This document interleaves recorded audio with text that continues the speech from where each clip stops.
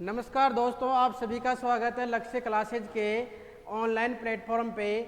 और आज के इस सेशन में अपन डिस्कस करने वाले हैं जो 12th एग्रीकल्चर बायोलॉजी सब्जेक्ट है, उस सब्जेक्ट के जितने भी बोर्ड में PYQs आ रखे हैं उन सभी का सॉल्यूशन करने वाले हैं। आज इस सेशन में बात करेंगे अपन पहला चैप्टर के बारे में। फर्स्ट चैप्टर है पादप प्रजनन, प्लांट ब्रीडिंग, जिसमें 2019 से लेके और 2024 तक के जितने भी क्वेश्चन आ रखे हैं उनका विद आंसर और प्रिंटेड फॉर्म में आज यहाँ सॉल्यूशन करने वाले हैं। तो इस क्लास को अपने दोस्तों के साथ अधिक से अधिक शेयर कीजिए, जिससे कि वो सभी इन क्वेश्चनों का सॉल्यूशन प्राप्त कर सके। तो चलिए अपन स्टार्ट करते हैं कि 2019 से लेके 2024 के बीच में कौन कौन से क्वेश्चन आए हुए हैं और उनका आंसर क्या होने वाला है। तो पहला क्वेश्चन अपने पास में वो है, राष्ट्रीय बीजीय मसाला अनुसंधान केंद्र कहाँ स्थित है। तो ये इसका आंसर है तबीजी अजमेर में। राष्ट्रीय बीजीय मसाला अनुसंधान केंद्र कहाँ स्थित है, तो वह है तबीजी अजमेर में। दूसरा क्वेश्चन है, शुद्ध वंशक्रम का सिद्धांत का प्रतिपादन किसने किया था। शुद्ध वंशक्रम सिद्धांत यानी कि प्योर लाइन थ्योरी, तो इसका प्रतिपादन किया था जोहेन्सन ने। और कब किया था, 1903 में। नेक्स्ट क्वेश्चन के ऊपर चलते हैं।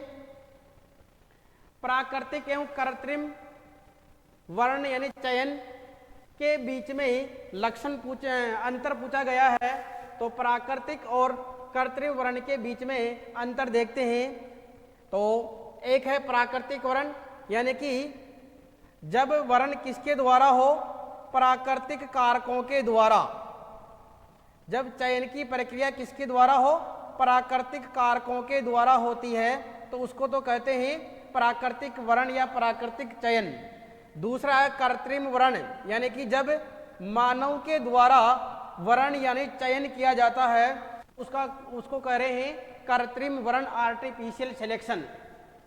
पहला ही डिफरेंस क्या लिखा हुआ है, प्राकृतिक वर्ण में कारक कौन सा होगा, तो प्राकृतिक कारक, और कृत्रिम वर्ण में कौन होगा, मानव की क्रियाओं के द्वारा यहाँ सिलेक्शन किया जाएगा। यानी कि इसमें दूसरा जो अंतर है वो है समष्टि के सभी जीन प्रारूपों के द्वारा होता है ये, और इसमें केवल चयन किए गए जीन प्रारूपों के द्वारा होता है। यानी कि यहाँ जो समझने की बात है, जैसे कि ये दो कैटेगरी है। एक कैटेगरी कह रही है कि जितने भी जीनोटाइप है, इन जीनोटाइप के बीच में से नेचर क्या करता है, जो सुपीरियर जीनोटाइप वाले पौधे होंगे उनको सेलेक्ट कर लेता है।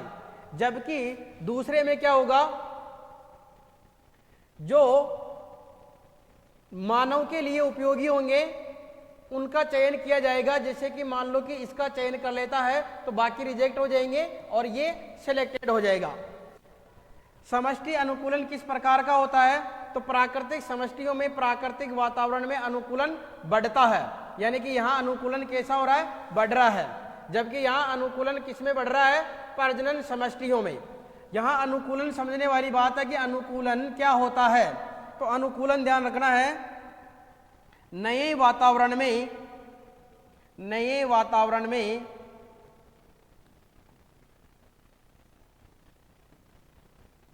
स्थापित या अनुकूलित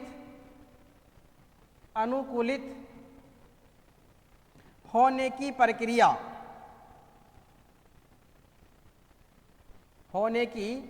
को क्या करें, अनुकूलन, एक्लिमेटाइजेशन कह रहे हैं। तो दो अंतर पूछे थे यहाँ बोर्ड में, तो यह आपके बुक में भी दिया हुआ है जो सारणी बनी हुई है। नेक्स्ट क्वेश्चन की बात करें, पादप प्रजनन को परिभाषित कीजिए एवं इसके उद्देश्यों का वर्णन कीजिए। तो पादप प्रजनन किसको कह रहे हैं, पादप प्रजनन के लिए डेफिनेशन देनी है अपने को। तो फसलों के जीन प्रारूप यानी कि जीनोटाइप में परिवर्तन करके और उनको मानव के लिए उपयोगी बनाने की जो प्रक्रिया है उसी को क्या कह रहे हैं, प्लांट ब्रीडिंग कह रहे हैं। यानी कि फसल के जीनोटाइप में परिवर्तन करके और उसको मानव के लिए उपयोगी बनाने की जो कला और विज्ञान है उसको क्या कह रहे हैं, पादप प्रजनन प्लांट ब्रीडिंग कहा जाता है। तो यहाँ ध्यान रखना है किसके अंतर्गत चेंज किया जा रहा है, जीनोटाइप के अंतर्गत परिवर्तन किया जाता है। कौन सी प्रक्रिया में, प्लांट ब्रीडिंग प्रक्रिया में। अब इसके उद्देश्यों का वर्णन करना है तो विशेष रूप से ध्यान रखना अपने को कि जो बोर्ड का एग्जाम होता है वहाँ एक पैटर्न रहता है। जैसे कि क्वेश्चन दिया हुआ 4 नंबर का, तो ये 2 टुकड़ों में है। यदि डेफिनेशन लिख रहे हैं तो उसका मिल रहा अपने को 1 नंबर, और इसके उद्देश्यों का वर्णन कर रहे हैं तो उसके मिल रहे अपने को 3 नंबर, यानी कि 3 नंबर के उद्देश्यों का मिलेगा। तो यहाँ कम से कम 6 से 7 उद्देश्यों का, ऑब्जेक्टिव का वर्णन करना है। अपने जो चैप्टर है इस चैप्टर में लगभग 10 से 12 उद्देश्य हैं, उनका जिक्र किया हुआ है। तो यहाँ यानी कि 3 नंबर इसमें से लेने हैं तो अपने को मिनिमम से मिनिमम यानी 6 से 7 उद्देश्यों का वर्णन करना होगा। तो कौन कौन से उद्देश्य हैं देखते हैं। तो हेडिंग है अपने, ये बोर्ड के अंदर लिखने का पैटर्न विशेष ध्यान रखना है। 2 टुकड़े में क्वेश्चन दिया था, पहले टुकड़े में परिभाषा लिखनी है तो हेडिंग डालनी है परिभाषा और उसके बाद में उसकी डेफिनेशन लिखनी है। फिर 1 से 2 लाइन खाली छोड़नी है, उसके बाद में हेडिंग डालनी है पादप प्रजनन के उद्देश्य। और अब यहाँ इनका डिटेल से वर्णन करना है। जैसे कि पहला उद्देश्य है अधिक उपज। तो यानी कि जो स्थानीय किस्में होती है वो स्थानीय किस्में विभिन्न फसलों की स्थानीय कृषिगत यानी जिसकी खेती की जा रही है किस्मों की तुलना में अधिक उपज देने वाली किस्मों का निर्माण करना पादप प्रजनन का मुख्य उद्देश्य है। यानी कि पादप प्रजनन का कार्य क्यों किया जा रहा है, जो पुरानी किस्में हैं जिनका अपन कल्टीवेशन कर रहे हैं उनकी जो यील्ड कैपेसिटी है वो कम है। तो अपने को पादप प्रजनन प्रक्रिया के द्वारा क्या करना है, ऐसी किस्में विकसित करनी है जो अधिक उपज दे। अधिक उपज होगी तो जो आर्थिक फायदा है वो क्या होगा, ज्यादा होगा। तो यानी कि जो अधिक उपज देने वाली किस्में हैं 20 से 25% तक बढ़ोतरी संभव हो जाती है। तो उन्नत किस्मों की बीज बुआई के लिए उपयोग करने मात्र से क्या हो जाता है, कितनी उपज बढ़ जाती है, 20 से 25%। दूसरा है उत्पाद के गुणों में सुधार करना। जो फसलों से अपने को उत्पाद मिल रहा है उनकी यदि क्वालिटी खराब है तो उस क्वालिटी को अपने को क्या करना है, सुधारना है। तो ये सुधार भी किसके द्वारा संभव होगा, प्लांट ब्रीडिंग पादप प्रजनन के द्वारा संभव होगा। तो अधिक उपज के साथ साथ क्या चाहिए अपने को, उत्पाद के जो अन्य गुण हैं वो भी कैसे होने चाहिए, उत्तम होने चाहिए। तो उत्पाद उपभोक्ताओं की आशाओं के अनुरूप होने पर किसान को उसके उत्पाद के लिए अधिक आर्थिक लाभ प्राप्त में होता है।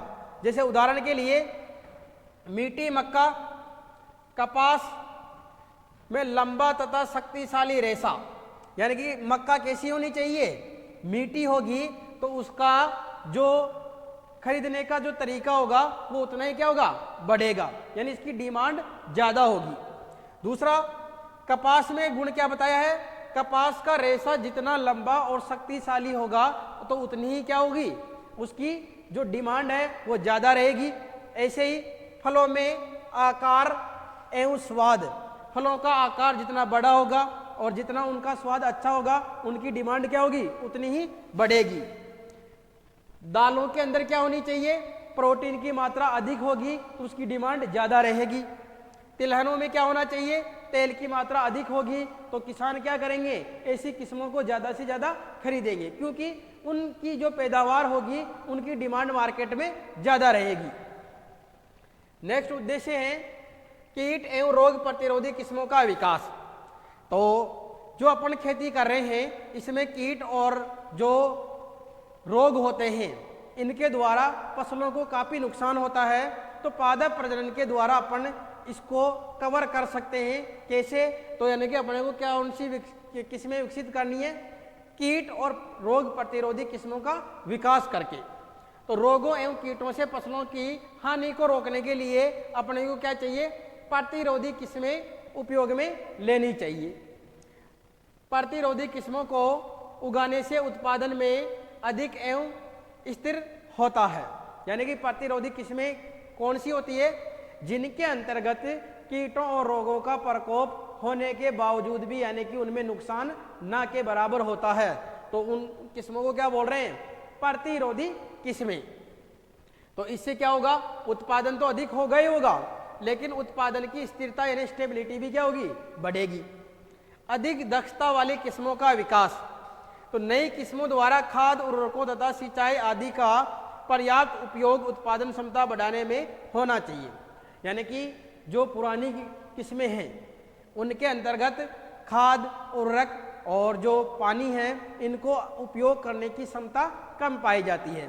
तो प्लांट ब्रीडिंग के द्वारा उनके जीनोटाइप को चेंज करके और ऐसे किस्में वैरायटियां तैयार कर लें जिससे क्या हो, वो अधिक से अधिक खाद, उर्वरक और पानी का उपयोग कर सके, जिससे कि जो अपना नुकसान हो रहा है उस नुकसान की भरपाई हो सके। नेक्स्ट है शीघ्र पकना। यदि मान लो कि कोई भी जो वैरायटी है उसको पकने में अधिक समय लग रहा है, तो यानी कि 1 साल के अंतर्गत जो अपन फसलें लेने की जो संख्या है वो कम हो जाएगी। तो यदि अपन शीघ्र पकने वाली वैरायटियां विकसित कर लेंगे तो 1 साल में अपन ज़्यादा से ज़्यादा जो फसल है उनकी खेती कर सकते हैं। तो इसमें उदाहरण विशेष ध्यान रखना अपने को, धान और गेहूं का जो फसल चक्कर संभव हो सका है वो किसके कारण हुआ है? अर्ली मैच्योरिटी के कारण। तो यानी कि जीनोटाइप को चेंज करके और अपन ऐसी वैरायटियां विकसित कर सकते हैं जो क्या हो, जल्दी पक जाए। उदाहरण के लिए समझना अपने को, यदि कोई फसल 4 माह में परिपक्व हो रही है तो 1 साल के अंतर्गत 1 वर्ष में कितनी फसलें उगा सकते हैं अपन? 3 फसलों को ले सकते हैं। यदि इसकी अवधि घटा दें और 3 माह में ही परिपक्व हो जाए तो 1 वर्ष में कितनी फसल ले सकते हैं? 4 फसलें ले सकते हैं। 4 फसलें ले रहे तो उत्पादन बढ़ेगा, तो फायदा भी क्या होगा? ज्यादा होगा। समकाल पकना, सिंक्रोनस मैच्योरिटी। कई सारी फसलें ऐसी होती है जिनमें मैच्योरिटी यानी परिपक्वता एक समय पर नहीं होती है। यदि ऐसी मैच्योरिटी है यानी एक समय पर परिपक्व नहीं हो रही है तो उनकी कटाई भी अलग अलग करनी पड़ेगी, और कटाई अलग अलग करनी पड़ेगी तो यानी कि अपना जो खर्चा है वो बढ़ेगा। तो इससे बचने के लिए यानी कि ऐसी वैरायटियां विकसित कर ली जाती है प्लांट ब्रीडिंग के द्वारा जो क्या हो, एक ही समय पर परिपक्व हो जाए। एक ही समय पर परिपक्व हो जाएगी तो उनकी कटाई भी एक ही साथ कर सकते हैं, जिससे अपने को जो खर्चा हो रहा है वो खर्चा कम हो जाएगा। खर्चा कम हो गया तो फायदा क्या होगा? ज्यादा होगा। तो ऐसी फसलें जिनमें एक साथ फसल नहीं पकने से संपूर्ण फसल की कटाई एक बार में नहीं की जा सकती है, इसलिए कुछ फसलें जैसे कि मूंग, उड़द आदि, इनमें क्या हो, एक साथ पकने वाली किस्मों का विकास अत्यंत आवश्यक है, जिससे कि अपने को जो एक्स्ट्रा खर्चा हो रहा है उससे बच सके। नेक्स्ट है प्रकाश असंवेदिता, फोटो इनसेंसिटिविटी। इसका अर्थ क्या है ये ध्यान रखना अपने को, यानी कि प्रकाश अवधि से अप्रभावित। यदि प्रकाश अवधि से अप्रभावित किस्में विकसित कर लेंगे तो उनको अपन नए मौसम में भी उगा सकते हैं। जैसे कि कोई खरीफ ऋतु में उगने वाली जो फसलें हैं उनको अपन ग्रीष्म ऋतु में भी उगा सकते हैं, और यदि वो फोटो सेंसिटिव प्रकार की वैरायटी होगी तो अपन उनको नए मौसम में नहीं उगा सकते हैं। प्रसुप्ति, डोरमेंसी, कई सारी फसलें ऐसी हैं जिनमें डोरमेंसी रखना यानी डोरमेंसी का पाया जाना आवश्यक है, जिससे कि वो खेत में ही अंकुरित नहीं हो पाए। कई सारी फसलें ऐसी है जिनमें डोरमेंसी को तोड़ के अपने को और उनमें अंकुरण करवाना आवश्यक रहता है, तो ऐसी वैरायटियां विकसित कर ली जाती है। नई ऋतुओं के लिए किस्में यानी कि अलग अलग सीजन के लिए अलग अलग वैरायटियां विकसित कर लेते हैं। जैसे कि मक्का देखी होगी आपने, मक्का को तीनों सीजन में उगाया जाता है, खरीफ ऋतु में, रबी ऋतु में और जायद की ऋतु में। तो इनके लिए तीनों के लिए अलग अलग वैरायटी है, क्योंकि टेम्परेचर क्या रहता है, अलग अलग रहता है। इस कारण जीनोटाइप चेंज करके और उनको टेम्परेचर के अनुसार विकसित किया जाता है, जिससे कि वो नई नई ऋतुओं में भी उगा सके। ऐसे ही सूखा एवं लवण रोधिता, सूखा यानी ड्रोट यानी पानी की कमी है तो वहाँ ऐसी वेराइटियाँ चाहिए जिनको कम पानी की आवश्यकता है और कम पानी में ही क्या कर दे वो पैदावार दे दे अपने को। ऐसे लवण रोधिता यानी जो लवणीय क्षारीय क्षेत्र होते हैं तो वहाँ फसलें क्या होती है, प्रभावित होती है, उत्पादन घट जाता है। तो यदि अपन इनके लिए रेजिस्टेंस वेराइटियाँ डेवलप कर लेंगे तो यानी कि अपना उत्पादन यहाँ भी अच्छा होने लगेगा। अविषालु पदार्थों से मुक्ति, जैसे कि पॉपुलर उदाहरण है जो सरसों की फसल है। जो सरसों है, सरसों के अंदर एक एसिड पाया जाता है जिसका नाम है इरूसिक एसिड। इरूसिक एसिड, इसकी मात्रा कम से कम होनी चाहिए तेल में। इसकी मात्रा जितनी कम होगी उतनी ही तेल की क्वालिटी अच्छी मानी जाएगी। तो ये कब संभव होगा, जब अपन इनके जीनोटाइप को क्या करें, चेंज कर दें। ऐसे ये अविसरण यानी नॉन सेटरिंग। विसरण यानी सेटरिंग का मतलब क्या है, यहां पर विसरण किसको कह रहे हैं, विशेष ध्यान रखना है। फलियों का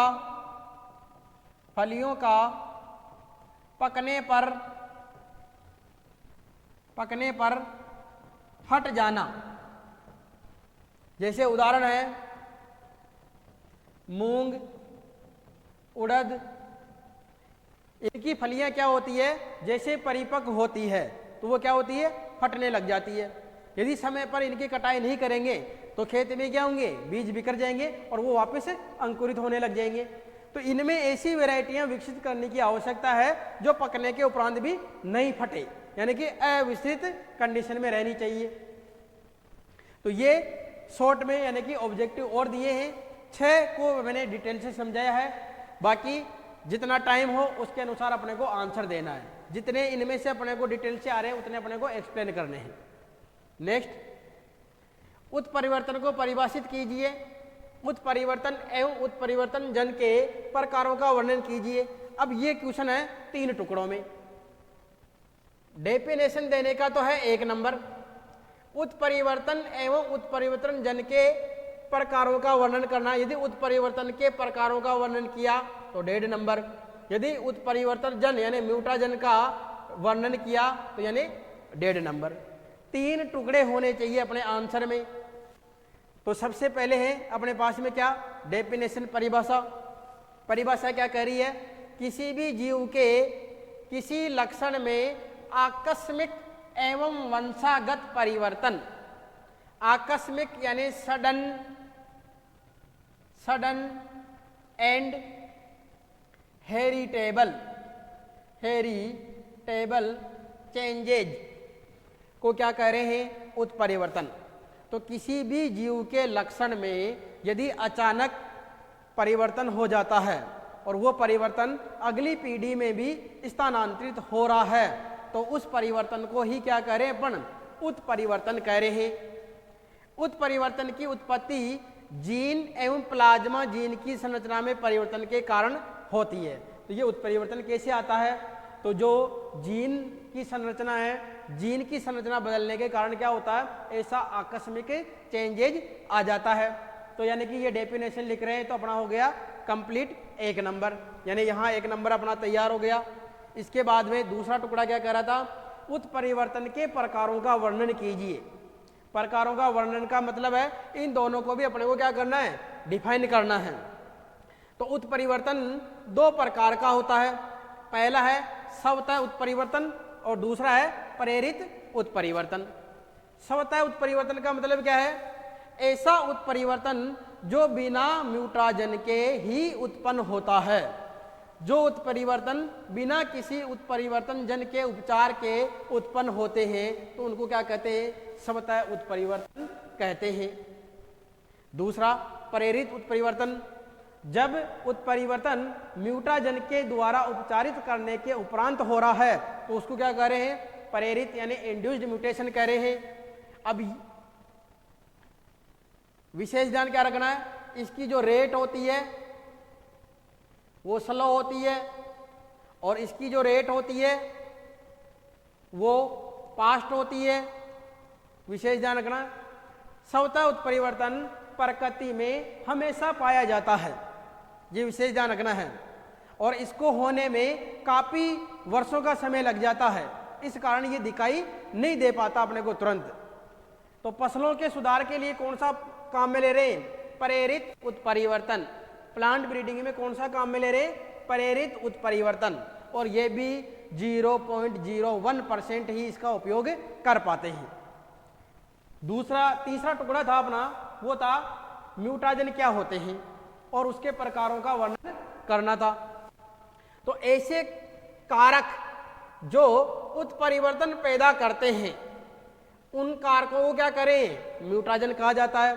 अब ये दो प्रकार के होते हैं, भौतिक और रासायनिक। भौतिक म्यूटाजन यानी के अंतर्गत कौन आएगा? जितनी भी विकिरणें हैं, जितनी भी रेडिएशन हैं, वो रेडिएशन किस में आती है? फिजिकल म्यूटाजन के अंतर्गत आती है। जितने भी रसायन हैं वो रसायन किस में आते हैं? रासायनिक उत्परिवर्तन जन के अंतर्गत आते हैं, जिसमें उदाहरण दिए हुए अपने पास में जैसे कीटनाशी जो भी होते हैं। इसके अलावा कुछ एक्स्ट्रा एग्जाम्पल मैं बता रहा हूं, EMS, MMS,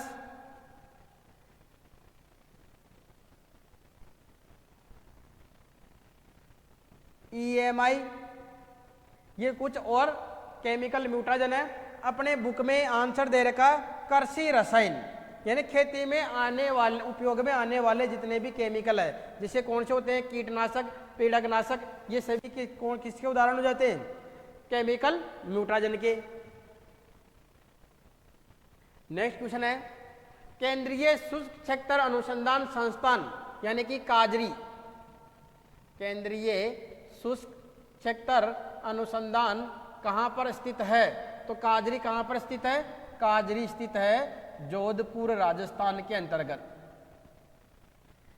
उस भारतीय संस्थान का नाम लिखिए जो जनन धरहवे को एकत्रित एवं विकसित करता है। तो उसका नाम क्या है? NBPGAR। पूरा नाम क्या है? National bureau of plant genetic resources. और ये कहाँ पर स्थित है? तो ये स्थित है नई दिल्ली में। यही क्या करता है? जनन धरहवे को एकत्रित भी करता है और संरक्षित भी करता है। पादप प्रजनन के कोई दो उद्देश्यों को समझाइए। अपन ने पहले कर लिया, ये क्वेश्चन फिर रिपीट हो गया। पहले 3 नंबर का आया था और अब 2 नंबर का, यानी कि एक उद्देश्य को समझाने का क्या मिल रहा अपने को? 1 नंबर। मैंने आपके लिए पहले मेंशन कर दिए, तो उनमें से कोई से भी 2 उद्देश्य को आप यहाँ डिटेल से समझा सकते हो। नेक्स्ट क्वेश्चन है, संकरण की परिभाषा एवं उद्देश्य लिखिए। आगे मार्क्स लिखे हुए, संकरण की परिभाषा लिख रहे हो तो 1 नंबर, उद्देश्य लिख रहे हो 1 नंबर, संकरण के प्रकारों का वर्णन किया यानी कि उनको भी डिफाइन किया तो वहां भी 1 नंबर। अब संकरण के 2 प्रकार है, इस कारण वहां क्या लिखा हुआ है? 1+1 लिखा हुआ है। तो पहला तो है परिभाषा, 2 भिन्न जीन प्रारूप वाले यानी 2 डिफरेंट जीनोटाइप वाले पौधों के एक विभेद के परागणों से दूसरे विभेद के पुष्पों का परागण करने तथा इन परागणों से संतति प्राप्त करने को संकरण कहते हैं। यानी कि एक पौधा ये है और एक पौधा ये है, एक फीमेल होगा और एक मेल होगा। तो ये कह रहा है दोनों का जीनोटाइप क्या है? अलग अलग है। जैसे मान लो कि मैं कहना चाहूं ये है लंबा, तो इसका जीनोटाइप दे दिया मैंने कैपिटल टी, इसका जीनोटाइप दे दिया मैंने स्मॉल टी, यानी कि ये हो गया बोना। इन दोनों के मध्य क्या करवा दिया अपन ने? क्रॉस करवा दिया, यानी कि इसके पोलर ग्रेन को इसके ऊपर डाल दिया, यानी कि परागण की प्रक्रिया करवा दी। और इससे क्या प्राप्त कर लिया अपन ने? F1PD प्राप्त कर ली। तो ये जो प्रक्रिया है, ये प्रक्रिया क्या कहला रही है? संकरण कहला रही है। इसके बाद में क्या उद्देश्य लिखिए। तो संकरण के मुख्य रूप से 2 उद्देश्य हैं। पहला तो है संकर बीज उत्पादन, हाइब्रिड सीड प्रोडक्शन करना, और दूसरा है आनुवांशिक विविधता का उत्पादन करना। संकरण के प्रकार कौन से हैं? तो 2 प्रकार है, अंतर प्रभेदी और दूसरा है दूरस्थ संकरण डिस्टेंट हाइब्रिडाइजेशन। विशेष ध्यान रखना है, एक ही जाति की दो अलग अलग किस्मों के मध्य संकरण करवा रहे हैं तो वो तो क्या है, अंतर प्रभेदी संकरण। तो एक ही जाति की विभिन्न किस्मों में करवा रहे हैं, यानी कि अलग अलग किस्मों में करवा रहे हैं, तो उसको क्या करें, अंतर प्रभेदी संकरण कह रहे हैं। यदि दो भिन्न भिन्न यानी दो अलग अलग जातियों के मध्य करवा रहे हैं तो उसको क्या करें, दूरस्थ संकरण कह रहे हैं। तो दो भिन्न प्रजातियों में संकरण किया जाता है तो उसे अंतर जातीय संकरण भी कहते हैं और दूरस्थ संकरण भी करें। अब ये दोनों प्रजातियां एक ही वंश की भी हो सकती है और अलग अलग वंश की भी हो सकती है। दोनों प्रजातियां एक ही जीनस यानी वंश या अलग अलग जीनस की हो सकती है। इसे दूरस्थ संकरण या विस्तृत संकरण भी कहते हैं, यानी कि दो प्रजातियों के मध्य करवा रहे हैं इसलिए तो क्या बोल दिया इसको, अंतर जातीय संकरण। यदि ये एक ही वंश की है तो अंतर जातीय कह देंगे इनको, यदि ये अलग अलग वंश की है तो इसको अंतरा जातीय संकरण भी कहते हैं। ये विशेष ध्यान रखना है। तो यदि दो जातियों के मध्य करवा रहे हैं तो दूरस्थ, और एक ही जाति की अलग अलग वेराइटियों के मध्य करवा रहे हैं तो फिर वो है इंटर वेराइटल। ये अपने इसमें 4 नंबर तैयार हो गए। फिर क्वेश्चन आया है जनन द्रव्य संरक्षण को परिभाषित कीजिए, 1 नंबर का। जनन द्रव्य संरक्षण की विधियों को समझाइए। अब यदि कोई थोड़ा सा दिमाग लगाने वाला बच्चा हो तो यानी कि जनन द्रव्य संरक्षण की विधियों को समझाइए, तो ऑटोमेटिक इसने 2 बार दे रखा है, यानी विधियां कितनी हो सकती है, 2 विधियां होगी। तो एक विधि को समझा रहा है तो 1.5 नंबर, दूसरी को भी समझा रहा है तो 1.5 नंबर। तो जनन द्रव्य संरक्षण क्या होता है, तो जनन द्रव्य को ऐसी स्थिति में रखना जिससे कि उसके नष्ट होने की जो संभावना है वो कम से कम हो। इसकी प्रविष्टियों को यानी प्रभेदों को या तो सीधे खेत में उगाया जा सके अथवा खेत में उगाने के लिए सफलतापूर्वक तैयार करने की जो प्रक्रिया है उसको जनन द्रव्य संरक्षण कहा जाता है। यह तो है अपने बुक की लैंग्वेज में। यदि कन्फ्यूजन रहता है तो अपन इसको और शॉर्ट में डिफाइन कैसे कर सकते हैं, जनन द्रव्य को नष्ट होने से बचाने की जो प्रक्रिया फॉलो कर रहे हैं या जो प्रक्रिया अपना रहे हैं उसी को क्या करें, जनन द्रव्य संरक्षण करें। तो यदि ये डेफिनेशन लिखते हैं तो अपना 1 नंबर यहां तैयार हो जाएगा। संरक्षण की 2 विधियां बताई थी, स्वस्थान संरक्षण और दूसरी है बहिस्थान संरक्षण। यदि जनन द्रव्य को उसके प्राकृतिक आवास में संरक्षित कर रहे हैं तो वो कौन सा है, स्वस्थान संरक्षण। और यदि प्राकृतिक आवास से दूर ले जाके कर रहे हैं उसको संरक्षित तो वो हो जाता है बहिस्थान संरक्षण। तो पहला, जब जनन द्रव्य को उसी स्थान जिसमें वह प्राकृतिक रूप से उगता है संरक्षित किया जाता है तो उसे स्वस्थान जनन द्रव्य संरक्षण कहा जाता है। इसका उदाहरण दिया हुआ अपने पास में कौन सा, जीन सेंचुरी।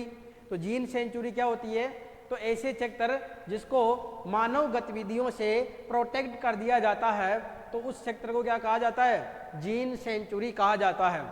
तो यदि आ जाता है कि स्वस्थानीय संरक्षण का उदाहरण बताइए तो वो कौन सा हो जाएगा, जीन सेंचुरी।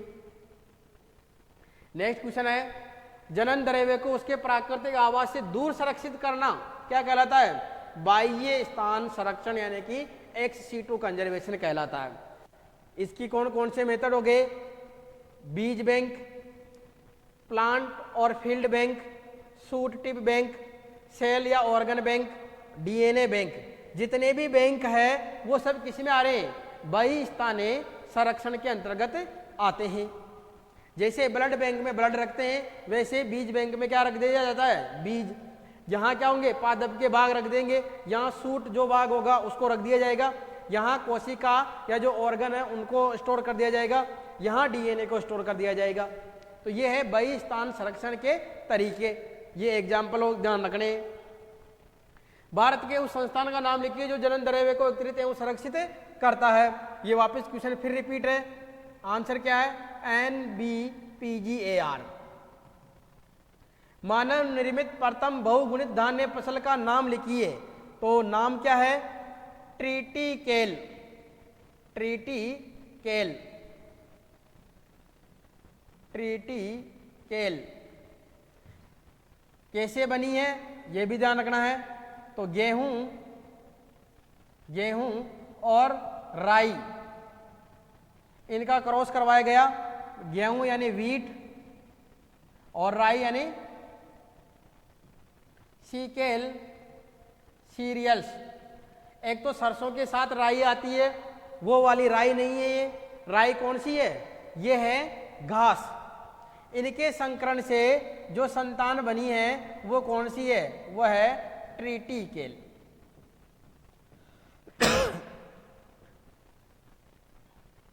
अब ये भी थोड़ा सा और डिटेल में बता देता हूं। जो जेट वगैरह के एग्जाम होंगे, सीयूटी के एग्जाम होंगे, वहां काम आएगी। ये किसने बनाई थी? रिम्पू नामक साइंटिस्ट था। कब?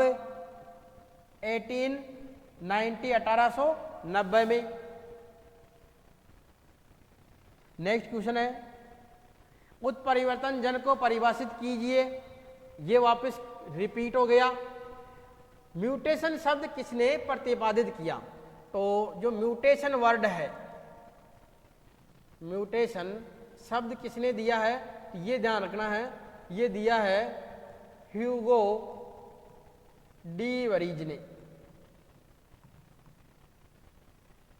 उत्परिवर्तन जन यानी कि म्यूटाजन, ये बता दिए। म्यूटाजन दो प्रकार के होते हैं, भौतिक और रासायनिक। ये एक नया है, बाकी रिपीट है हिस्सा। नेक्स्ट क्वेश्चन है, चयन को परिभाषित कीजिए। स्वपरागित फसलों की चयन विधियों के नाम लिखिए। समूह चयन के गुण एवं दोष लिखिए। तो चयन क्या है? तो पूर्व स्थित जीन समूह, चाहे वह प्राकृतिक हो अथवा कृत्रिम रूप से तैयार किया गया हो, उसमें से उत्कृष्ट यानी सुपीरियर जो कैरेक्टर वाले पौधे हैं उनको छांटकर अगली पीढ़ी में उन्हीं की संतति को उगाने की जो प्रक्रिया है उसी को क्या करें? चयन करें हैं। यानी कि कहने का मतलब है, कोई ये जीनों का समूह है। अब ये चाहे तो प्राकृतिक हो सकता है और या कृत्रिम रूप से तैयार किया हुआ हो सकता है। इसमें से सुपीरियर लक्षणों वालों को, यानी कि सपोज कीजिए ये सुपीरियर लक्षण वाला जीन समूह है यानी जीनोटाइप है, इसको मैंने अलग कर लिया, इसकी संतानें उत्पन्न कर ली और इनकी संतानों को उगा रहे हैं। तो वो प्रक्रिया क्या है? चयन, सिलेक्शन कहलाती है। अब स्वपरागित फसलों की चयन विधियां कौन कौन सी है? तो दो विधियां हैं, ध्यान रखना है। एक तो है समूह चयन या समूह वरण, यानी कि मास सिलेक्शन, मास सिलेक्शन। दूसरी है शुद्ध वंशक्रम चयन, प्योर लाइन सिलेक्शन। और यदि परपरागित फसलों में पूछे तो समूह चयन तो आएगी आएगी, लेकिन शुद्ध वंशक्रम चयन की जगह क्या आ जाएगी? आवर्ती चयन, रिकरेंट सिलेक्शन यहां पे होगी। नेक्स्ट क्वेश्चन है, उसी का हिस्सा है समूह चयन के गुण कौन कौन से? गुण और दोष दोनों लिखने हैं। तो समूह चयन द्वारा विकसित किस्में अपेक्षाकृत अधिक अनुकूलित होती है, यानी कि ये जो शुद्ध वंशक्रम की तुलना में ये जल्दी नए वातावरण में स्थापित होने वाली होती है। इसके द्वारा विकसित किस्मों में बहुत आनुवांशिक विविधता उपस्थित होती है, जबकि जो शुद्ध वंशक्रम के द्वारा तैयार कर रहे हैं तो उसमें आनुवांशिक विविधता न के बराबर होती है। अतः इन किस्मों में पुनः चयन द्वारा सुधार किया जा सकता है, जबकि शुद्ध वंशक्रम में पुनः सुधार करने की कोई संभावना नहीं होगी, क्योंकि उनके अंतर्गत वेरिएशन अवेलेबल नहीं है। यह विधि सबसे सरल प्रजनन विधि है।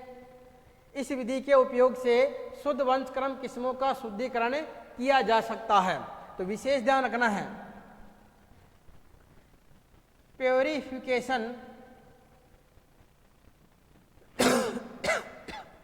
Purification of pure line variety, direct ये भी क्वेश्चन पूछ लिया जाता है कई बार ऑब्जेक्टिव में, यानी कि किस्मों के शुद्धिकरण के लिए कौन सा मेथड उपयोगी है, तो वह है मास सिलेक्शन, समूह चयन। अब इसके दोष क्या क्या है, दोष भी ध्यान रखने, समरूपता का अभाव होता है, यानी कि जो पौधे होंगे वो एक जैसे नहीं होंगे, क्योंकि उनके अंतर्गत क्या है, वेरिएशन। इस विधि से शुद्ध वंशक्रम चयन विधि की अपेक्षा कम सुधार होता है, जबकि ये विधि जो प्योर लाइन विधि है ये ज़्यादा सुधार कर पाती है, क्योंकि इसमें वेरिएशन खत्म कर देती है, जबकि मास सिलेक्शन में क्या होता है, वेरिएशन फिर भी बचा हुआ रह जाता है। संतति परीक्षण न करने के कारण चयन किए गए पौधों का वास्तविक मूल्यांकन नहीं होता है, तो प्रोजेनी टेस्ट नहीं किया जाता है, इसमें प्रोजेनी टेस्ट नहीं किया जाता है। बीज प्रमाणीकरण के लिए इस विधि द्वारा विकसित किस्म की पहचान मुश्किल होती है, यानी कि जो सीड सर्टिफिकेशन है उसके लिए इसमें समस्या आती है इस विधि से, क्योंकि यहाँ पर क्या होता है, वेरिएशन यानी विविधता ज़्यादा पाई जाती है, इस कारण इनको पहचान नहीं पाते हैं। इस विधि से सुधार के लिए मूल समष्टि में आनुवांशिक विविधता का उपस्थित होना अनिवार्य है। मूल समष्टि का मतलब है जिस प्रक्रिया स्टेप से, यानी कि ये कोई समष्टि है तो इस समष्टि में अपने को सुधार करना है। यदि इसके अंतर्गत वेरिएशन नहीं होगा तो अपन आगे सुधार नहीं कर पाएंगे, इसमें वेरिएशन होगा मूल समष्टि में, तभी अपन प्रक्रिया में आगे सुधार कर पाएंगे। तो ये इसके दोष है। संकरण को परिभाषित कीजिए, फिर क्वेश्चन रिपीट हो गया, ये डेफिनेशन का तो रिपीट है, आगे अलग क्वेश्चन जोड़ दिया। पुंज विधि की प्रक्रिया को, यानी कि बल्क मेथड की प्रक्रिया को रेखा चित्र द्वारा समझाइए। तो डेफिनेशन तो पहले भी लिख दी अपन ने और ये दोबारा फिर रिपीट कर दी ये डेफिनेशन, ये ध्यान रखना है। यानी कि दो भिन्न जीनोटाइप वाले पौधों के मध्य क्रॉस करवा रहे हैं तो ऐसी प्रक्रिया को क्या करें, संकरण। अब ये डायग्राम तुम्हारे बुक में भी दिया हुआ है, इसको थोड़ा समझाने का प्रयत्न कर रहा हूं मैं जो तुम्हारे आसान रहे, क्योंकि सबसे ज्यादा हार्ड क्या लगते हैं बच्चों को, ये डायग्राम एक जैसे हैं सभी में। अब ये ध्यान रखना अपने को, जो बल्क मेथड है यानी पुंज विधि है, यहां पॉइंट क्या ध्यान रखने अपने को, F7PD से सिंगल प्लांट सिलेक्शन करना है, सिंगल प्लांट सिलेक्शन करना है। दूसरा पॉइंट, 1 वर्ष तक एकल पादप संतति उगानी है। सबसे पहले क्या करेंगे, 2 अपन ने जनक लिए, इनके मध्य क्रॉस करवाया, F1 प्राप्त हुआ, उसको उगा दिया, पौधों को सभी को काट लिया और जो बीज है उसको बल्क में इकट्ठा कर लिया। इस कारण इसका नाम ही क्या पड़ा हुआ है, बल्क मेथड यानी पुंज विधि। F2 वापिस बीजों को उगाया, वापिस काट लिया, कुछ नहीं कर रहे, यहाँ केवल गुणन कर रहे हैं। ये कार्य कब तक करना अपने को, क्या बता दिया मैंने पहले, F6 तक तो यही कार्य दोहराएंगे अपन, 5, 6,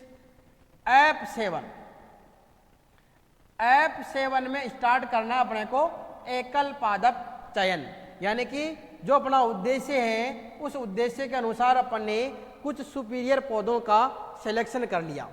अब जैसे कि मान लो कि मैंने ये 2 पौधों का सिलेक्शन कर लिया, तो इस पौधे के बीजों को अलग पैकेट में रखेंगे और इसके पौधे के बीजों को अलग पैकेट में रखेंगे। और जो अगली पीढ़ी होगी, अगली पीढ़ी कौन सी होगी, F8, तो इसके बीजों से एक लाइन में पौधे उगा देंगे, इसके जितने भी बीज होंगे उनकी अलग लाइन बना देंगे। तो ऐसी जब खड़ी लाइनें आ जाती है तो यानी कि ये क्या है, एकल पादप संततियां हैं, यानी कि इस एक पादप की ये संततियां हैं। विशेष ध्यान अपने को ये रखना है कि जहां ये एकल पादप संततियां हैं तो उसके पिछले साल क्या हुआ है, एकल पादप का चयन स्टार्ट हो गया है।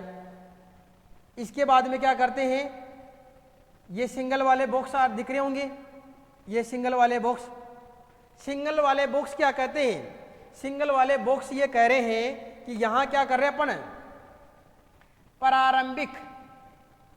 प्रारंभिक उपज परीक्षण किया जाता है यहाँ पर।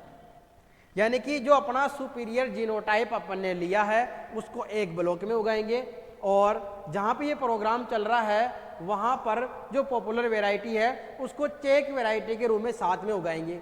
जो उस पॉपुलर वैरायटी से अच्छी परफॉर्मेंस दे देगा उसको अपन सेलेक्ट कर लेंगे।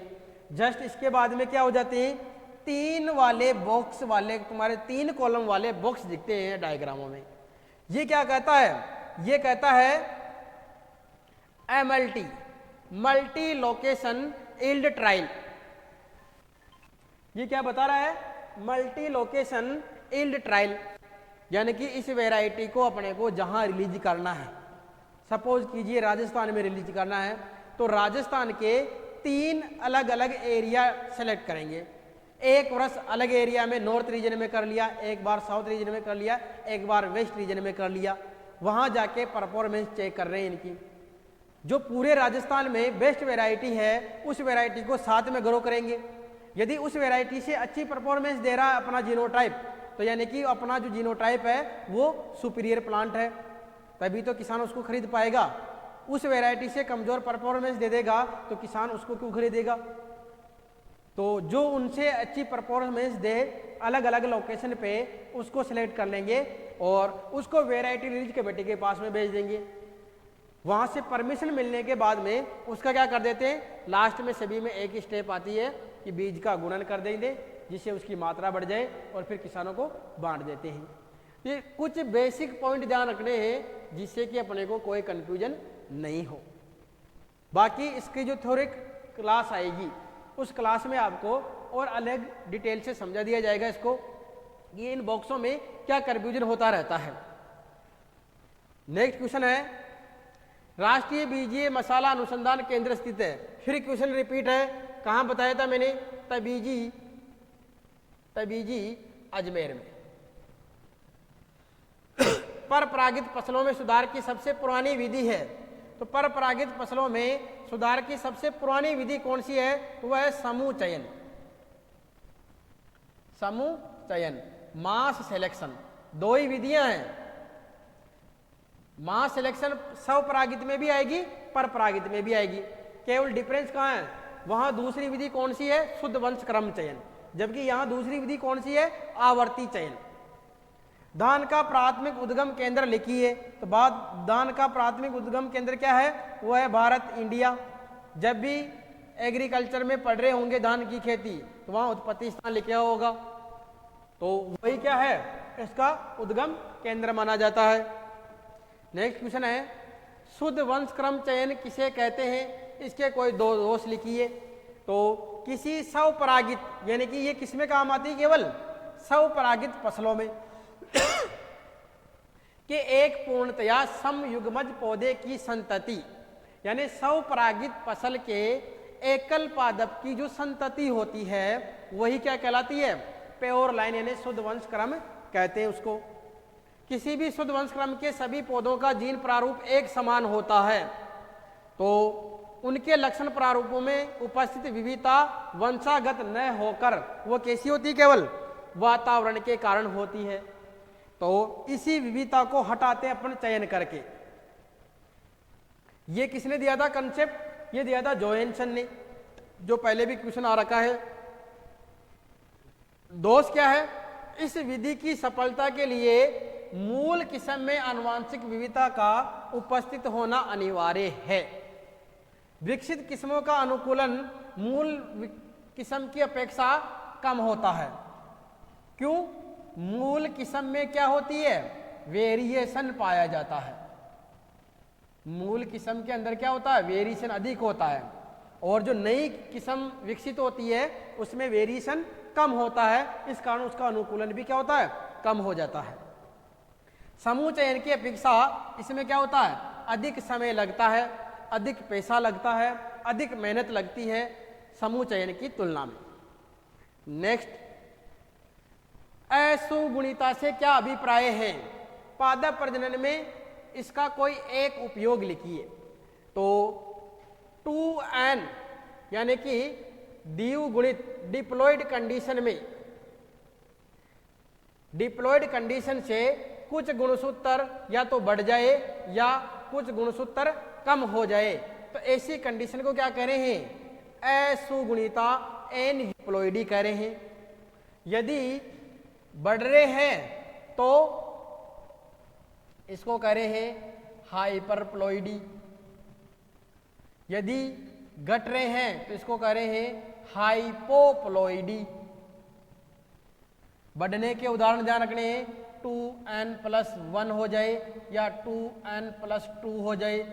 घटने के उदाहरण है 2n-1 हो जाए या 2n-2 हो जाए, यानी द्विगुणित अवस्था में एक गुणसूत्र अधिक हो गया या एक जोड़ा अधिक हो गया, एक कम हो गया या एक जोड़ा कम हो गया।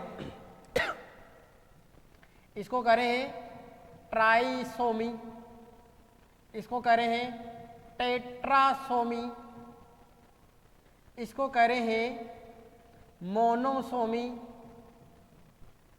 दो घट रहे हैं तो इसको कह रहे हैं नलीसोमी।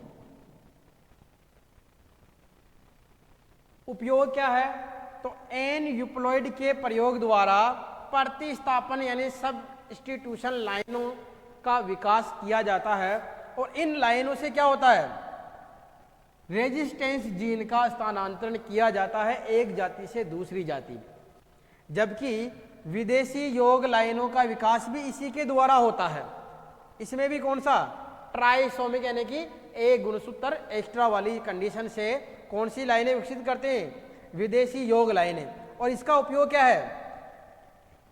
गुणसूत्रों को स्थानांतरित करते हैं। जबकि इससे क्या होती है? रेजिस्टेंस जीनों को स्थानांतरित किया जाता है एक जाति से दूसरी जाति के मध्य।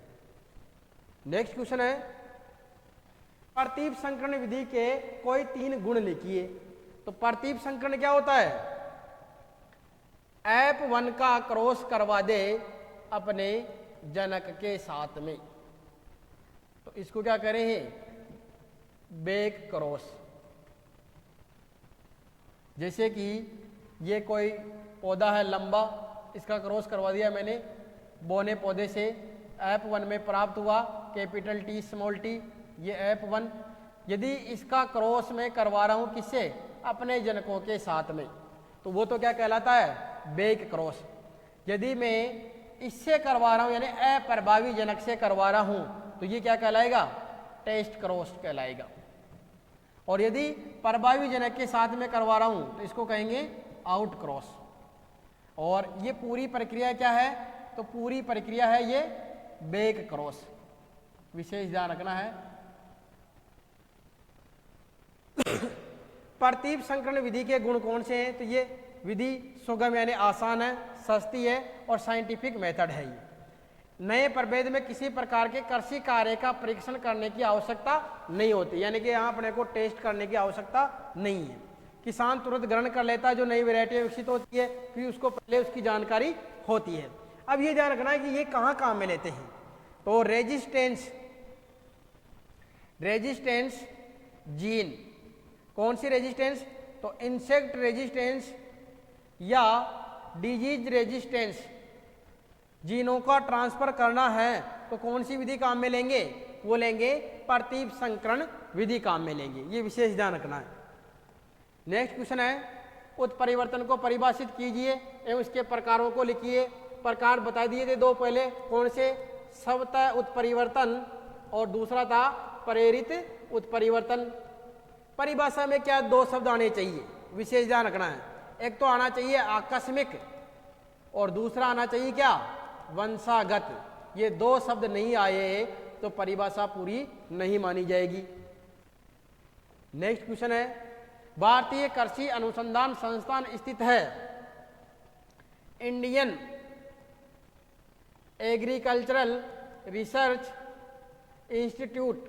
किसकी बात कर रहा है? IARI। कहाँ पर है? नई दिल्ली में है ये। तो यानी कि इस चैप्टर से जो संस्थानों के नाम दिए हुए अपने लास्ट में, लगभग 15-16 संस्थान हैं, उनमें से एक न एक क्वेश्चन आता रहता है। किसी जंगली प्रजाति का मनुष्य के द्वारा प्रबंध करने को क्या कहते हैं? सबसे इंपॉर्टेंट स्टेप है, पहली स्टेप है, वो है ग्रामीण डोमेस्टिकेशन। ग्रामीण डोमेस्टिकेशन। पहली स्टेप है ग्रामीण। पहली स्टेप किसकी बता रहा हूं? पादप प्रजनन की जो प्रक्रिया है उसमें सबसे पहले अपने को करना पड़ेगा ग्रामीण। पादप प्रजनन के कोई 3 उद्देश्य, फिर क्वेश्चन रिपीट है। जनन द्रव्य संरक्षण किसे कहते हैं, फिर क्वेश्चन रिपीट हो गया। इसकी विधियों का वर्णन कीजिए। पूरा का पूरा क्वेश्चन क्या हो रखा है? रिपीट हो रखा है। पादप पुनर्स्थापन के कोई 3 दोष लिखिए, यानी कि हानियां लिखनी है। तो पादप पुनर्स्थापन कहते किसको है? किस्मों को या फसलों को ऐसे क्षेत्र में उगाना जहां पहले उनका कभी भी कल्टीवेशन नहीं किया गया हो, तो वो प्रक्रिया क्या कहलाती है? पादप पुनर्स्थापन कहलाती है। तो पादप पुनर्स्थापित विभेदों के यानी स्ट्रेन, विभेद का मतलब क्या होता है? स्ट्रेन। जब तक वेराइटी रिलीज नहीं होती है तो उससे पहले उसको क्या नाम देते हैं? स्ट्रेन विभेद कहते हैं। कई खरपतवार भी उसके साथ में आ जाते हैं, जैसे सत्यानाशी, गेहूंसा, ये सभी बाहर से आए हुए हैं। पुनर्स्थापित किस्मों के साथ देश में नए रोगों के रोग जनकों का भी प्रवेश हो जाता है। जैसे श्रीलंका से कौन आया हुआ? कॉपी किट यानी कॉपी रस्ट रोग। वहां से जब कॉपी के पौधे लाए तो वहां भारत में भी ये आ गया। कहीं पुनर्स्थापित प्रजातियां यानी कि यहां स्थापित होने के बाद में कैसी हो जाती? वो अनिष्टाकारी खरपतवार का रूप धारण कर लेती है, नोक्सियस वीड, यानी जिनका नियंत्रण संभव नहीं हो पाता। जैसे कि जलकुंभी, वाटर हाइसिंथ इसका पॉपुलर उदाहरण है। कुछ पुनर्स्थापित प्रजातियों से पारिस्थितिकी संतुलन यानी इकोलॉजिकल जो बैलेंस है वो खराब हो जाता है। जैसे यूकेलिप्टस, जिसको अपन सामान्य भाषा में कहते हैं सफेदा, भूमिगत जल भंडार में कमी करता है क्योंकि ये पानी का ज्यादा अवशोषण करता है। नेक्स्ट, भारतीय, ये आ गए हैं 2024 के लास्ट क्वेश्चन। भारतीय दलहन अनुसंधान संस्थान स्थित है, तो ये है कानपुर में, इंडियन पल्सेज रिसर्च इंस्टीट्यूट या Indian institute of pulses research, IIPR भी लिख सकते हैं इसको शॉर्ट में, जैसे भी आपको याद रहे वो ध्यान रखना है। नागपुर में कौन सा है? सिट्रस का संस्थान है। नींबू वर्गीय फलों का संस्थान कौन सा है? वो है नागपुर में। भरतपुर में क्या है? NRC है सरसों का, NRC है सरसों का। नेक्स्ट क्वेश्चन है, शुद्ध वंशक्रम सिद्धांत का प्रतिपादन किसने किया? पहले भी आ गया ये और फिर रिपीट हो गया, ये है जोएनसन। किसी जंगली प्रजाति का मनुष्य द्वारा प्रबंध, फिर रिपीट हो गया ये कौन सा है? डोमेस्टिकेशन, डोमेस्टिकेशन यानी कि ग्रामीण, डोमेस्टिकेशन ग्रामीण। नेक्स्ट क्वेश्चन, पादप पुनर्स्थापन की एक उपलब्धि लिखिए। तो पादप पुनर्स्थापन के द्वारा नई फसलों का विकास होता है और नई वेराइटियों का, किस्मों का विकास भी हुआ है। जैसे नई फसलों में उदाहरण ध्यान रखना अपने को, जैसे आ गया मक्का, आलू, अरहर,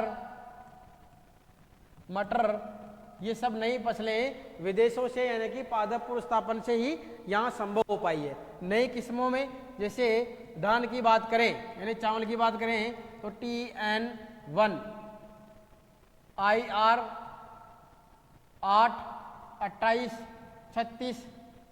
गेहूं की बात करें तो गेहूं में है रीडले, सोनारा 64 और लरमा, रोहो। आवर्ती जनक किसे कहते हैं? तो प्रतीप संकरण में उपयोगी जनक आवर्ती जनक कहलाता है, और जो दूसरा जनक रहता है उसको कहते हैं अनावर्ती जनक, यानी कि इस जनक का बार बार उपयोग होता है, इस कारण इसको क्या कहते हैं? आवर्ती जनक कहते हैं। नेक्स्ट क्वेश्चन है, जनन द्रव्य को परिभाषित कीजिए एवं इसके कितने वर्गों में बांटा गया है?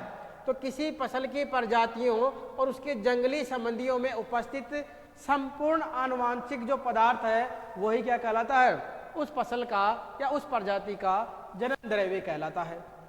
जनन द्रव्य को दो प्रकार से वर्गीकृत किया गया ग्रामान्य के आधार पे, दो प्रकार का, कर्षे और जंगली। तो खेतों में उगने वाली जो जातियां हैं वो किस में आती है, कर्षे जनन द्रव्य में, और जो जंगल में यानी कि जंगली रूप में जो उगती है वो कौन सी आती है, जंगली जनन द्रव्य में आती है। उत्पत्ति के आधार पे जो भारत में यानी अपने देश में उत्पन्न हो रहा है उसको तो करें देशज, और जो दूसरे देशों में हो रहा है उसको करें विदेशी जनन द्रव्य। सिंपल सा क्वेश्चन है, सबसे आसान क्वेश्चन है। बहुगुणिता से क्या अभिप्राय है एवं इसके प्रकारों का वर्णन कीजिए। बहुगुणिता का मतलब किसी स्पीसीज यानी प्रजाति की कायिक कोशिकाओं यानी कि डिप्लॉइड, कायिक का मतलब क्या है, डिप्लॉइड, पाए जाने वाले गुणसूत्रों की संख्या कौन सी है, द्विगुणित से भिन्न एवं अधिक होने की अवस्था को बहुगुणिता कहते हैं। यानी कि 2n से क्या हो, भिन्न हो। ये दो प्रकार का होता है। असुगुणिता, इसका मतलब पहले भी बता दिया मैंने, यानी कि 2n द्विगुणित अवस्था में से कुछ गुणसूत्र बढ़ जाए या घट जाए। सुगुणिता यानी कि पूरा का पूरा क्या हो, जीनोम ही क्या हो जाए, चेंज हो जाए। जैसे 2n से 3n हो गया या 4n हो गया, तो ऐसी कंडीशन को करें सुगुणिता। तो ये 2019 से लेके और 2024 तक के जितने भी बोर्ड में क्वेश्चन आए हुए हैं वो क्वेश्चन यहाँ कंप्लीट हो चुके हैं। तो ऐसे ही जितने भी चैप्टर बचे हुए हैं उन सभी चैप्टरों के क्वेश्चन आपको यहाँ सोल्व करवाए जाएंगे। लिखने का तरीका मैंने बता दिया कि कैसे टुकड़ों में क्वेश्चन आएगा, अपने को पॉइंट टू पॉइंट चलना है जिससे कि अपने पूरे में से पूरे मार्क्स मिल सके। तो इस क्लास को अपने दोस्तों के साथ अधिक से अधिक शेयर कीजिए जिससे कि वो बोर्ड एग्जाम में अच्छे नंबर ला सके। धन्यवाद।